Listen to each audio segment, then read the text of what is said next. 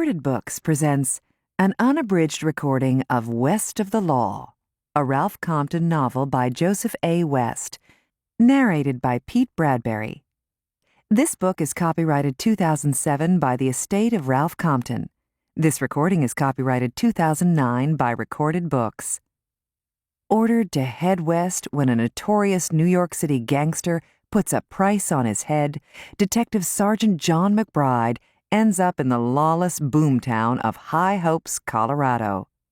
Trouble is, this lawman can't lie low for long. And now, West of the Law. Chapter 1. The sky was on fire, and death stalked the darkness.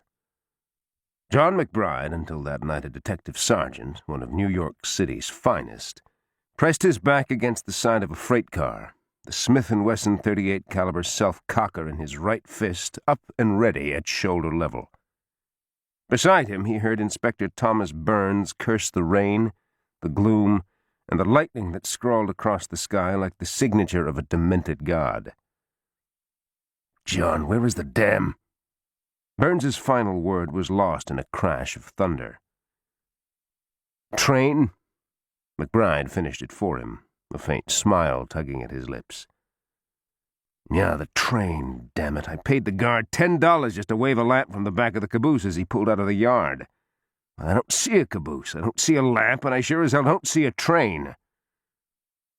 The inspector's anxious gaze searched the rain-lashed darkness around them.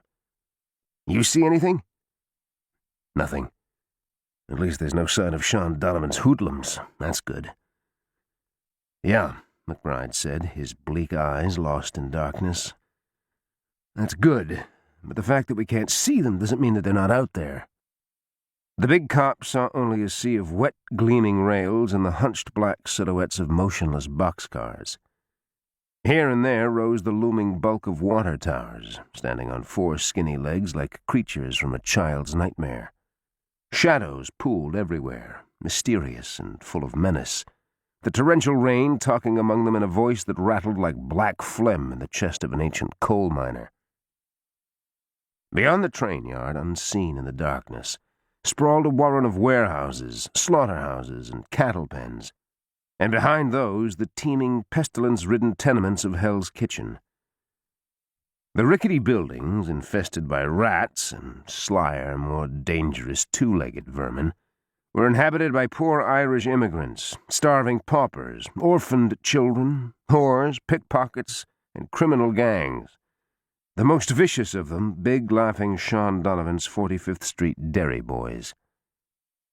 Donovan, 6'4" and 250 pounds, all of it bone and muscle, had come up the hard way. He'd begun his criminal career as an enforcer for Dutch Heinrich's ferocious 19th Street gang. On Dutch Henry's orders, he'd used brass knuckles, boots, and skull to smash and destroy all those foolish or brave enough to defy the gangster. Donovan had killed 8 men with his fists and several more with a gun or knife before he finally forced out the Dutchman and took over his protection, prostitution, gambling, and opium rackets. For all his well-cut suits, his diamond pinky ring, and his cynical, self-serving generosity to the poor, Sean Donovan was a bad man to cross, a born killer with a long memory. It was Detective Sergeant McBride's misfortune that he'd been forced to kill one of the big Irishman's sons. And that was the thing Donovan wouldn't forgive or ever forget.